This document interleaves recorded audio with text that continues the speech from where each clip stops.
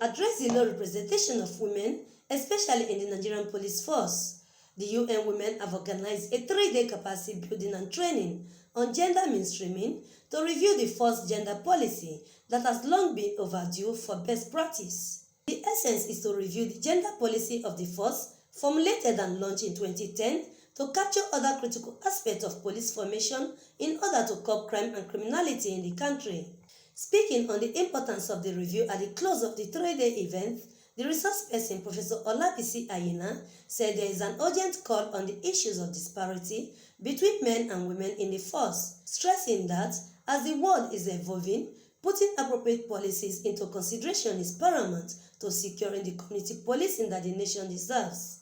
According to the UN Women Report of 2011, the proportion of female police officers stood at 12.41% and with a lesser reflection of senior officers, which account for only 5% respectively. However, this proportion is drastically affecting the general populace as most gender-related cases are not being tackled by the female officers, despite its political commitment as the largest security outfit in the country.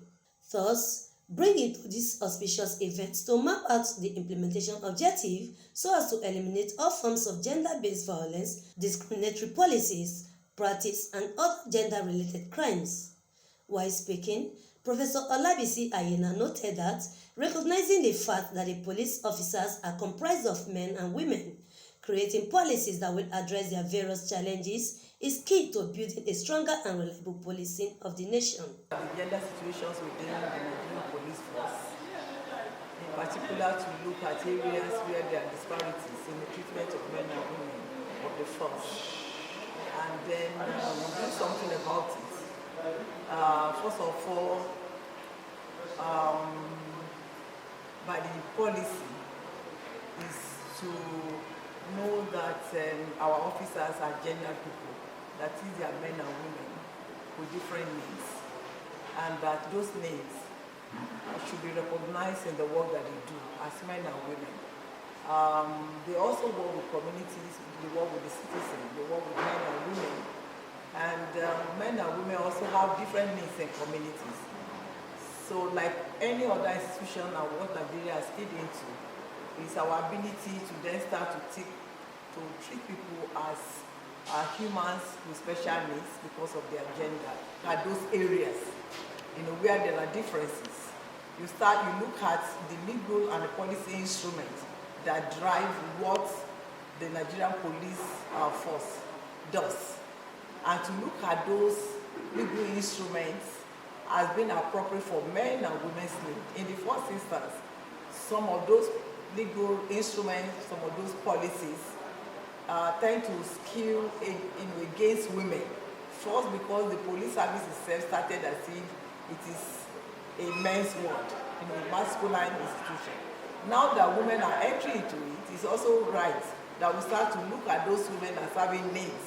Also, the Program Specialist Women, Peace and Security of the UN Women, Peter Mansha, said the program is aimed at supporting the Nigerian government to attain the UN Security Council Resolution 1325 to ensure maximum engagement of women in peace building, rather than identifying them as victims of violence. Security institutions to create an enabling environment for gender mainstreaming in those security institutions. So, for instance, we are supporting the Nigerian police force to review their gender policy, which was actually launched in 2010. Now, that policy was supported by UN Women, but what we discovered over time is that the implementation of that policy document has been very weak. And over time, it's over a decade since that policy was launched. There are a lot of emerging issues and new things that have come up, and we need to look at those emerging issues and see that they are integrated in the gender policy, so that we can have an updated policy that seeks to address the gaps, especially gender gaps that exist in the Nigerian police force, especially in the in the policy and operational procedures. So basically, that's why we are here, trying to build the capacity of police officers to be actively engaged in the review process and also to own the process and see the policy document as something that will help them to be more gender responsive in their operations and in all they do. Earlier, the first gender advisor to the Inspector General of Police, AIG Aisha Abubakar, noted that with the emergence of COVID-19, issues of gender-based violence are on the increase. Hence, reviewing the policy will help to mainstream gender cases for international best practice. Till to today, a lot has changed. Some of the issues have been resolved. Some are also upcoming. And for us to be able to adequately mainstream gender in the Nigerian police, it means that we have to review the document that we had since 2010 to enable us mainstream gender in line with the current efforts of the federal government for the security sector reform policy. And the policy is just drafted for you to follow. It's a bit difficult. And what the Inspector General of Police believe is that everybody should own it as an institution.